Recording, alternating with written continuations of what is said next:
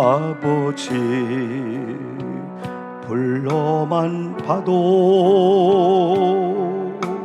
그 사랑에 눈물 나요. 나 같은 죄인을 사랑하신 아버지. 한 번 더요. 아버지 불러만 봐도 그 사랑에 눈물 나요. 나 같은 죄인을 사랑하신 아버지. 온종일 울어봐도 감당할 수 없는 그 사랑, 그 크신 사랑을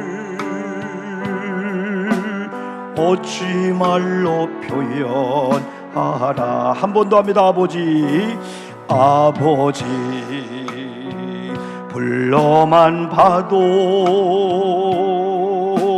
그 사랑에 눈물 나요. 아멘입니다. 나 같은 죄인을 사랑하신 아버지. 온종일 울어봐도 감당할 수 없는 그 사랑, 그 크신 사랑을 어찌 말로 표현하리. 아버지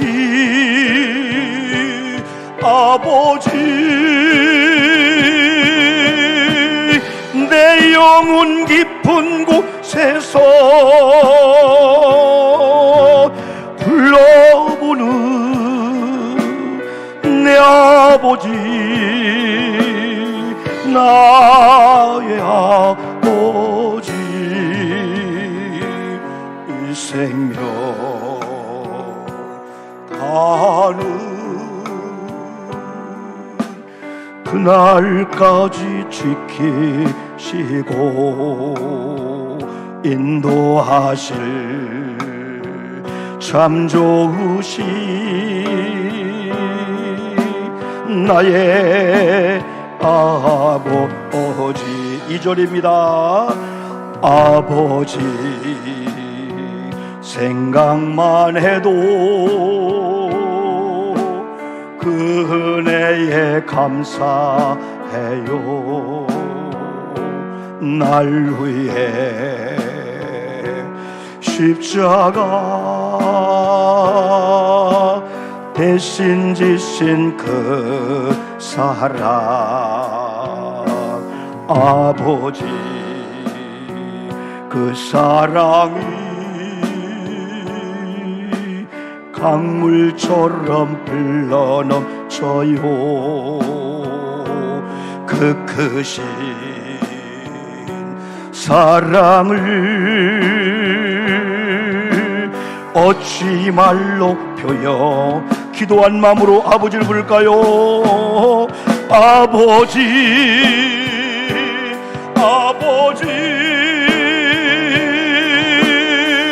간절히 두 손을 잡고 불러보는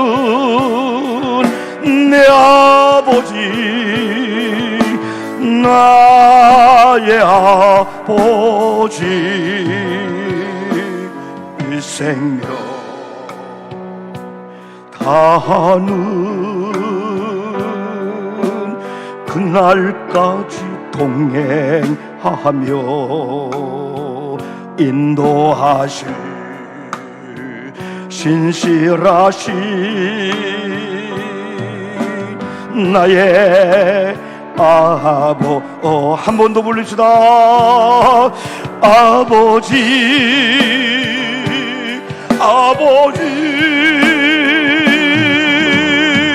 간절히 두 손을 잡고 불러보는 내 아버지, 나의 아버지, 이 생명 다하는 그날까지 동행하며 인도하실 신실하신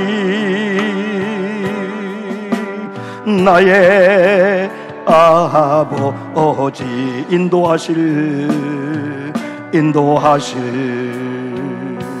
신실하신 나의 아버지. 박수할까요? 할렐루야. 우리가 한번 첫째, 하나님은 우리에게 가정을 허락해 주셨다. 우리가 가정의 달만 설교에서는 부족할 정도로 성경은 가정에 대해서 주장을 많이 했어요. 많이도 인용했고, 가정에 대해서 많은 분량을 할애하고 있지만은 제가 몇 군데, 여러분이 잘 아는 거 몇 군데만 소개하면은 가장 중요한 게 에베소서 5장 22절로 25절인데, 거기에서 아내들이요 그랬어요. 22절에서. 그리고 25절에서는 남편들아 했어요. 그래, 아내와 이 남편의 해야 될 그 일을 거기서 말씀해 주고 있어요. 그러면서 뭐라고 말씀했냐면은 아내들을 얘기하면서, 그러므로 교회가 그리스도에게 하듯 아내들도 범사에 자기 남편에게 복종하라. 이게 성경의 말씀입니다. 또 남편들아 아내 사랑하기를 그리스도께서 교회를 사랑하시고 그 교회를 위해서 자신을 주심같이, 십자가 희생처럼 남편들은 아내를 위해서 희생을 각오하고 사랑해야 된다. 에베소 6장 1절부터는 자녀들아 그랬어요. 자녀들아. 4절에서는 아비들아 그러면서 자녀들의 역할이 주 안에서 너희 부모를 순종하라. 이것이 옳은 일이라, 옳은 길이다. 네 아버지와 어머니를 공경하라. 이것이 약속 있는 첫 계명이니 그러면 네가 잘 될 거다. 땅에서 장수할 거다. 아비들아 너희 자녀를 노엽게 하지 말고 오직 주의 교훈과 훈계로 양육하라. 노엽게 하지 않는 것까지는 아니고 주님의 말씀으로 가르쳐야 된다는 거예요. 주의 교훈과 훈계로 양육해야 된다. 시편 128편 말씀은 우리가 예배를 시작하면서 부름을 할 때 제가 인용을 했는데요, 거기서는 1절과 4절에서 여호와를 경외하라. 여호와를 경외하는 조건을 이룬 가정에는 네 집 안에 있는 네 아내가 결실한 포도나무와 같이 축복이라는 거예요. 그리고 네 식탁에 둘러앉은 자식들이 속 썩이는 자가 아니고 감람나무 같다. 그러면서 여호와를 경외하면은 우리가 손으로 수고한 대로 먹을 거다. 네가 복되고 형통하리로다. 우리 아멘 합시다. 아멘. 또 4절도 여호와를 경외하는 자는 이같이 복을 얻으리라 하면서 여호와께서 시온에서 네게 복을 주시리다. 교회를 통해서 복을 준다고 약속했어요. 너는 평생에 예루살렘의 번영을 보고 교회 부흥을 보고 교회 부흥을 통해서 여러분의 성읍이, 여러분의 장막의 가정이 풀려진다는 그 말씀이 있죠. 그러면서 네 자식의 자식을 볼지어다 이스라엘에게 평강이 있으리라 그랬습니다. 창세기 2장 21절로 25절은 결혼할 때 많이 여러분 이렇게 말씀을 주는 그 말씀입니다. 여러 가지 말씀 가운데 24절에서는 이러므로 남자가 부모를 떠나 그 아내와 합하여 둘이 한 몸을 이룰지니라. 하나님의 예언이에요. 이 결혼이 하나님의 뜻이라는 거예요.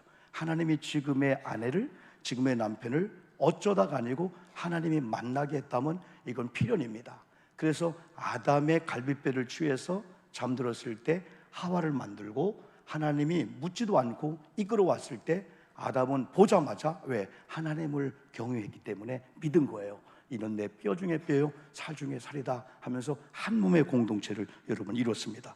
출애굽기 20장 12절에서는 네 부모를 공경하라. 그리하면 네 하나님 여호와가 네게 준 땅에서 네 생명 길리라. 마땅히 부모님 공경은 해야 되는데 하나님은 상상할 수 없는 복을 줬어요. 네게 준 땅에서 네 생명이 길리라, 잘 되리라. 이것이 어떻게 보면은 아까 말씀드린 대로 하나님께서 복을 주는데 통로가 부모님이라는 거예요. 아멘 합시다. 아멘. 하나님이 복을 주는데 통로가 교회라는 거야. 그 교회의 선이 끊어지면 안 된다는 거예요. 부모님 형제관계 이 선이 끊어지면 안 된다는 거예요. 요 몇 개의 본문만 보아도 공통적인 용어들이 자녀들, 부모들, 아버지와 어머니, 또 네 집의 안방, 집이죠. 남자와 아내. 우리가 추석을 맞이하면서 고향을 찾습니다. 그리고 성묘를 여러분 합니다. 그리고 벌초를 합니다. 결국은 성경은 제가 두 번째 말씀하겠지만은 이걸 통해서 영적인 하나님의 반드시 의미하고 있는 게 여러분 있습니다. 우리는 어느 때보다도 많은 효도가 있습니다. 그러나 사실은 진심이 어린 부모님을 존중하고 사랑하는 마음 가지고 부모님 한번 불러주는 거. 엄마, 아버지. 사랑하는 며느리가 시어머니를 부르면서 어머님은 나의 어머님입니다. 전에는 뭔가 껄끄럽고 막힌 게 있었는데 어느 날 은혜 받고 내가 사랑하는 남편을 낳아준 우리 어머니, 내가 사랑하는 아내를 낳아준 우리 장모님, 장인어른, 어찌 사랑 안 할 수 있을까? 또 하나님을, 아버지를 사랑하는 내가 어찌 사랑하지 아니할까? 그래서 이런 게 다 연결되다 보니까 이 다음에 이번에 추석을 통해서 100만 원 어떤 용돈보다도 어머니, 아버지 말 한마디에 전율이 나게 되는 거예요. 저는 일반적인 여러분 엄마, 저는 아버지가 안 계십니다. 아버지가 안 계시기 때문에 더 그립기도 하고, 이런 찬양을 부를 때 하나님 아버지를 생각하면서, 옛날 아버지를 생각하면서 지금까지 살아계시다면은 양복 몇 번 해드렸을 건데, 목회하다 보니까 양복 한 번을 못 해드렸어요. 마지막 제가 우리 아버지 기억나는 것은 7년 동안 직장암에 걸려서 회복되어서 예수님 잘 믿고 돌아가셨는데, 공주 산성동에 있는 목욕탕에 아버지 한번 갔을 때, 왜냐하면 개척을 했잖아요. 전북에서 목회하다가, 군산에서 목회하다가 여수에 18년 동안 목회했잖아요. 한번 오려면 왕복 1000km야. 그러니까 거의 명절 이외에는 많이 못 왔어요. 불효했죠, 여러분요. 그리고 또 건축을 한다는 것 때문에 계속해서 아버지 논밭 아끼던 3천만 원 우리 그 헌금도 해주고 1억 2천 정도 되는 돈을 막 모아주고 그렇게만 부담을 줬어요, 여러분들이요. 근데 한번 목욕을 하는데 아버지 등을 밀어주는데요, 저는 지금도 그걸 생각을 해요. 바짝 마른 거예요.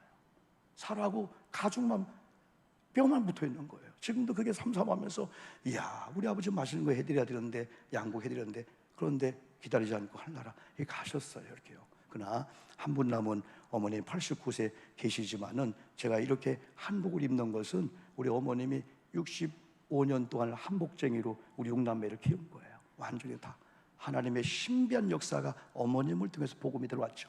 할아버지가 전주 예수병원에서 열흘 정도, 보름 정도 살 수 없다, 현대 의학으로 한다. 왜? 폐하고 간이 다 녹아버린 거예요. 그래서 장례를 준비하려고 큰아버지 다 준비했는데, 그때 간호사가 그 여인들이 전도하러 왔다가, 한 가지 방법은 죽음으로 끝나지 않고 천국이 있어요. 교회 다녀요, 안 다녀요? 그러면 가까운 교회 가서 구원받게 해야 돼요. 그게 하나 우리 둘째 며느리 휘대 꽂힌 거야. 그래서 택시를 타서 전주에서 공주성으로 모시고 왔는데, 삼촌들은 다 안방을 청소하면서 아버님 안방에 모시는데, 우리 어머님은요, 그동안 섬겼던 우상들 있잖아요. 우리가요 1년에 대구슬을 12번 이상 한, 그렇게 미신과 유교, 폐병, 간암, 상상도 못할 우한주가 있던 그런 가정들이에요. 그런데 어머님이 그날 저녁으로 목욕 재개하고 가까운 성준경 목사님 목회하는 우성교회라고 기와집에 뭐 몇 명 안 모였어요. 7, 8명 모였어요. 그런데 이분이 평소에, 우리가 구멍가게 했거든요. 한복을 하면서 가게, 담배 가게를 했어요. 그러면서 지나다니면서 계속 전도했는데 그게 안 먹혀 들어갔죠. 우리 할아버지가, 우리 다 유교 믿으니까 시아버님 안 됩니다, 안 믿었는데 그게 다 쌓였던 것 같아. 그래서 그 다음날 새벽에 갔는데 새벽에 성령을 받은 거예요. 그러면서부터 제대로 믿은 거야. 진짜 제가 봐도 FM대로 믿은 거야. 그때부터 아버지 핍박, 아니 할아버지 구원을 위해서 믿었는데 우리 아버지가 또 핍박하는 애 또. 그런데요, 기적적으로 할아버지가 11년 이상을 더 사셨고, 우리 가정이 90%, 99%가 복음화되었고, 우리 집은 37명인데 100%가 구원되었고, 장로님이 5분, 선교사가 2분. 야, 이거 하나님이 하신 거예요. 목사님이, 전사님이 5명 정도, 권사 집사님이 하나님이 완전 우한줄고 물러가면서요, 그런 놀라운 이 변화 역사가 있었어요. 그래서는 하나님 아버지를 사랑하는 그런 마음을 가지고 효도해야 된다. 교인들은 반드시 해야 된다. 엄마를, 그래 이번에는 다른 것보다도 그냥 엄마를 부르는데 엄마가 느낄 정도로, 우리 장모님들, 내가 장례식 하다가 내가 더 울었어요. 얼마나 우리 장모님, 어머님 우시는지 막 그냥 얼마나 우는지, 다 그런 아픔 다 있잖아요. 근데요, 우리가 설교를 하는 중에 제가 일반적인 노래 하나를 좀 들려주려고 해요. 이 박창근이라고 50년 동안 무명 가수로 있다가 서름을 엄청나게 한 거야. 그러면서 국민 가수를 뽑는데 마지막 결승에 엄마라는 노래를 찾았고 그걸 했는데 내가 볼 때 좀 틀렸다. 왜? 사람은 엄마라는 노래를 부르면 감정 때문에 음정이 틀려버려요. 아니나 다를까 중간에 포기했더라고. 자기도 웃고요, 노래하는데요. 그런데 전국에 있는 시청자들이 점수를 줘가지고 1등을 했는데, 이야, 운명이 바뀌었어요. 그 엄마란 노래, 일반적인 노래지만은 일반적인 사람들도 저렇게 엄마를 부르시고 있는데 우리 크리스찬들이 그래야 좀 되겠는가. 그래서 여러분, 일반 노래지만은 엄마란 얘기가 계속 흘러가는 거예요. 한번 들어볼까요? 방송실. 성경은 여호와 하나님을 구원받은 자들의 아버지를 소개하고 있습니다. 요한일서 4장 20절에서 누구든지 하나님을 사랑을 하고 그 형제를 미워하면은 이는 거짓말하는 자니 보는 바에 형제를 사랑하지 아니하는 자는 보지 못하는 하나님을 사랑할 수 없느니라. 다시 말하면 눈에 보이는 부모님도 공경 못하면서 어떻게 보이지 않는 하나님을 공경할 수 있을까요? 우리에게 이런 질문을 던집니다. 결국 성경은 가정 이야기를 하면서 천국을 말씀하고 있습니다. 고향을 말하면서 영원한 본향인 천국을 말씀해주고 있습니다. 부부관계를 말하면서 우리의 신랑 되시는 예수님의 신부로서 우리가 어떻게 단장을 해야 되나를 말씀해주고 있습니다. 특별히 가족들이나 동기들과의 관계를 지나치게 얘기할 정도로 얘기해도 우리는 성경이 가정사, 윤리, 도덕 책은 아닙니다. 그러나 이걸 통해서 보이지 않는 하나님을 사랑하는 그 연습을 하라는 거죠. 오늘 교회 생활이나 이건 한날의 모형이기 때문에 한날은 아니지만은 주님의 나라가 임한 여기가 천국이 되면은 천국 연습을 하는 거죠. 그래서 아내가 남편을 사랑해주고 남편이 아내를 또 사랑하고 부모님을 효도하고 부모님이 자녀를 하면서 우리는 예수님과 나의 관계 속에서, 예전에는 그냥 휴머니즘으로 인간 중심으로 해서 그냥 이런 데에 빠졌는데 이런 찬양과 이런 노래를 부르면서도 세상 사람들도 육신의 엄마를 저렇게 부르는데 우리 영적인 우리가 하나님 아버지를 그렇게 안 부르면 되겠나? 그리고 이번에 명절을 통해서 전화를 통해서 못 간다 할지라도 용돈을 못 드려도 엄마 하는 그 말 한마디에 시어머니 눈에서 눈물이 딱 떨어지는 거예요. 사랑한 며느리구나, 사랑한 사위구나, 내가 네 마음 다 알지. 얼마나 힘들고 얼마나 어렵습니까? 옛날만큼 용돈 안 드려도 돼요. 아무 상관이 없어요. 여러분, 그러면서 우리가 부르는 엄마와 아버지를 정말 아름답게 부를 수 있는 방법이 하나가 있습니다. 이건 그럼에도 불구하고 부모님을 허락하여 주신 분이 우리가 경유하는 하나님입니다. 우리가 어쩌다 태어난 사람이 한 명도 없습니다. 다 부모님을 통해서 목적이 있게 태어난 우리이기 때문에 장애인일지라도 가난할지라도 전혀 그걸로 기죽을 게 없어요. 왜? 하나님은 우리 부모를 통해서 목적이 있게 태어나게 했기 때문에 그 목적을 찾아가는 거죠. 그 목표를 찾아가게 되는 거죠. 또 한 가지는 하나님을 진정으로 아버지로 부를 때 육신의 엄마 아버지를 진정으로 부르시다는 거죠. 로마서 14장에서는 우리가 하나님과의 관계 속에서 죄인이었었어요. 그러므로 지옥 갈 수밖에 없었는데 예수 그리스도를 믿음으로 말미암아 하나님의 자녀가 되어서 로마서 14장 15절에서는 하나님이 우리의 아빠, 아버지가 되는 그런 자격을 우리에게 여러분 주었다는 거죠. 그런데 그걸로 끝나지 않고 자녀임은 또한 상속자요, 곧 하나님의 상속자요, 그리스도와 함께한 상속자니 우리가 그와 함께 영광을 받기 위하여 고난도 함께 받아야 될 것이라 라고 말씀해 주고 있습니다. 예수 그리스도의 이름으로 아빠 아버지고 우리는 양아들 됐는데 하나님의 상속자라는 이 은총을 또 누리게 됐습니다. 여러분, 우리가 부를 수 있는 하나님 아버지를 바울은 창조주 하나님, 만물을 만드신 하나님, 나를 지으신 하나님이라면 내가 고장났을 때, 우리 사업장이 고장났을 때 우리 홀로 고민하며 억울하게 아파한 모습을 주님이 보고 얼마나 아플까요? 그러나 주님은 너 혼자 하지 마. 내가 아버지잖아. 너의 사정을, 너의 아픔을 내가 고백해, 내가 이야기해. 아버지는 그 고통 가운데 부르기를 원해요. 미안해하지 말고 우리 어떤 아픔과 어떤 일지라도. 그래 디모데에게 6장 15절에서 지난주도 한번 선포했죠. 하나님은 복되신 하나님이다. 하나님은 유일하신 주권자가 되신다. 그 하나님은 만왕의 왕이요 만주의 주가 되신다 할 때 이 주라고 하는 것은 나의 주인이란 그 뜻이죠, 여러분이요. 세 번째는 그리스도인들은 그럼에도 불구하고 하나님을 나의 아버지로 불러야 됩니다. 예수 그리스도를 믿고 구원받은 우리는 하나님의 백성이요 자녀들입니다. 시편 100편 3절에서는 여호와가 우리 하나님인 것을 너희는 알아달라는 겁니다. 그는 우리를 지으시니요 우리는 그의 것이니 그의 백성이요 그의 계시는 양이로다. 이제는 하나님은 우리의 하나님 여호와 아버지고 우리는 그분의 자녀고 그분의 백성이고 그의 기르시는 양이기 때문에 목자가 양을 기르면 양은 안전하잖아요. 백성이 아무리 힘들어도 임금이 왕이 여러분 주권을 가지고 다스리면 여러분 안전하잖아요. 우리는 하나님의 소유, 하나님은 우리의 주인, 창조주 하나님이란 사실이죠. 그러므로 이제부터 우리는 그리스도인들은 그럼에도 불구하고 어떤 형편 상황일지라도 특권이 주어졌어요. 하나님을 아버지로 부르는 겁니다. 여러분 오늘 본문 창세기 22장 이 사건은 구속사적으로 십자가상의 예수님을 보여주는 그러한 책입니다. 그리고 하나님께 드리는 진정한 제사, 즉 예배 승리를 위해서 반드시 필요한 자세를 우리에게 말씀해 주고 있습니다. 12절에서 네가 독자까지도 내게 아끼지 아니하였으니 내가 이제야 네가 하나님을 경외한 줄 알았다. 아브라함이 하나님의 시험에 합격했더니 하나님이 그걸 예배로 받으시고 번제를 예배로 받으시고 하나님께서 그에게 여호와 이레 볼 주는 거야. 그리고 칭찬하는 거야. 네가 이제 나를 경외한 줄 이제 알았다. 어떻게 보면은 우리가 여러분 이런 삶을 살면서 하나님께서 저와 여러분을 보고 야 네가 나를 아버지로 창조주 하나님으로 만군의 여호와로 야 네가 나를 경외한 걸 이제 알았다 하고 뒤를 돌아봐라 했더니 하나님께서 이삭을 살려주고 이삭 대신에 양을 줬잖아요. 번제를 여러분 드렸다는 이 사건이죠. 그런데 중요한 것은 번제를 드리러 가는 과정 속에서 너무너무 중요한 사건이야. 너무너무 아픈 사건이야. 한 번도 경험하지 못했고 들어보지 못했던 사람을 번제물로 드리라는 이 사건 속에서 아브라함은 왜 고민 안 할까요?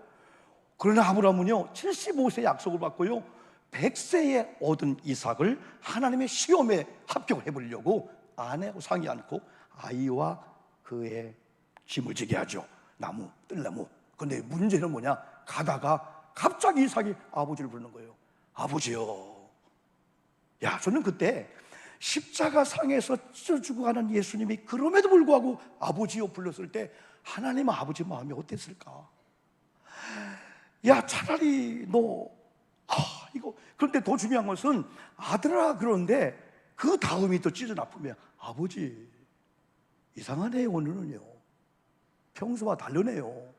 번제 드릴 나무는 있는데 번제 드릴 양이 없네요. 그때 아버지가 바로 너야. 네가 번제물이야. 야 차라리 도망가라. 그런 마음이었을지도 모르는 그런 상황 속에서 이름에도 불구하고 아브라함이 승리하죠. 하나님 시험에 여러분 합격하게 되죠. 그런데 결국은 이걸 통해서 하나님이 경외한 줄 알았다. 우리 예배가 승리하기를 하나님 원하시는데 우리 예배가 헌신이 드림이 11조가 많아서가 아니고 하나님을 경외한 깔닥에 드린다면요 그래 네가 나를 경외함으로 이런 번제를 드리는구나. 하나님 그걸 받으신다는 거죠. 그러므로 중요한 것은 저는 여기서요 아들 이삭이 아버지를 불렀을 때에 물어볼 때 과연 몰랐을까? 한 번쯤은 천국 가서 물어보고 싶잖아요. 이삭이요, 이삭 할아버지요, 몰랐어요? 알았을 것 같아요. 저는 여기서 예수님이 십자가 상에서 순종했듯이 이삭도 알았을 것 같아. 그런데 아버지 실패하면 안 돼. 아버지 이번 예배 승리해야 돼. 아버지 내가 번제물적 승리해야 돼. 이런 역사가 우리 순교 사화를 보면요 초대교회 노마의 원형 경기장에 믿는 사람이 잡혀가는데 얼마나 내로가 악했던지 엄마 아버지를 같이 사자굴에 집어넣는 거야. 근데 먼저 여러분이요 아이를 집어넣는 거야. 아이를 집어넣으면서요 아이 죽기 전에 네가 예수를 거부하면 살려주겠다. 근데 중요한 것은요 여기 있는 아이가요 엄마 이제까지 참았지요? 카타콤 지하실에서 믿음을 지키고 순교를 각오했지요. 나 먼저 갈 테니까 절대 엄마 부인하지 마세요. 여기는 엄마가요, 아들아 조금만 참아, 종국서 만나자. 이게 우리 순교사화에 있던 믿음의 역사입니다. 시시껄껄한 믿음이 아니었었어요. 아이들까지도 다 마찬가지 여러분 있었죠. 여러분, 오늘 우리는 이 창세기라든가 많은 이 말씀을 통해서 하나님이 우리에게 주는 여러 가지 메시지가 많이 있겠지만은, 너희는 나의 백성이요 나는 너의 이 하나님이라 라고 하는 이 아버지에 대해서 예수님이 어떻게 기도해야 될까요? 라고 누가복음 10장과 마태복음 6장에서 제자들이 물어볼 때 맨 먼저가 하늘에 계신 우리 아버지요, 아버지를 불러야 된다. 아버지 관계가 돼야 그 다음부터 기도가 형성된다. 그렇게 말씀했고, 예수님은 찢어지는 십자가의 고통 전에 겟세마네 동산에서도 버리고 저주받는 자리에서도 여전히 아버지를 여러분 불렀습니다. 그리고 제자들을 놓고 가는 요한복음 14장과 17장에서 무려 40번이나 17장에서는 아버지요, 아버지요, 아버지요, 아버지요. 요한복음 14장에서는 내가 처수를 예배를 간다면서 아버지, 아버지, 아버지, 아버지, 아버지를 계속 부르면서 놓고 하는 제자들을 위해서 여러 가지 복음을 여러분 주는 장면들이 여러분 많이 여러분 있습니다. 사랑하는 성도 여러분, 우리가 부르는 하나님 아버지는 창조주 하나님이시고, 이사야 선지자는 이사야를 통해서 내가 땅 끝에서부터 너를 붙들며 땅 모퉁이에서부터 너를 부르고 네게 이르기를 너는 나의 종이라 내가 너를 택하고 실어버리지 아니하였도다 하였다 말씀했고, 10절에서는 두려워하지 말라 내가 너와 함께함이라 놀라지 말라 나는 네 하나님이 됨이라 내가 너를 굳세게 하리라 참으로 너를 도와주리라 참으로 나의 오른손으로 너를 붙들리라. 하나님이신 아버지께서 하나님의 자녀가 된 여러분들을 신명기 33장 29절에는 이렇게 말씀해 주고 있어요. 이스라엘아 너는 행복한 사람이로다. 여호와의 구원을 너같이 얻은 백성이 누구냐? 그는 너를 돕는 방패시요 그는 너의 아버지, 너는 그의 자녀이기 때문에 하나님이 너를 돕는 방패로 역사할 거다. 네 영광의 칼이기 때문에 너를 괴롭히고 너를 어렵게 하는 자들을 다 막아준다는 거죠. 네 대적이 네게 복종하리니 네가 그들의 높은 곳을 밟으리라 라고 말씀해 여러분 주고 있습니다. 그러면서 다시 요한복음 14장에서는 진리의 성령이 오셔서 너희를 인도해 줄 건데, 18절에서는 절대적으로 내가 너희들을 고아같이 버리지 않겠다. 여러분 힘듭니까? 하나님 아버지입니다. 우리가 하나님의 자녀의 특권 얻은 자입니다. 결코 고아처럼 버리지 않습니다. 조금만 버티시고요, 조금 힘내시고요, 그런 고통과 고난과 어려운 환경 속에서 한번 아버지를 부르십시오. 반드시 아버지는 대답하시고 여러분의 길을 지도하시고 인도하실 줄 믿습니다. 다시 한번 아버지를 부를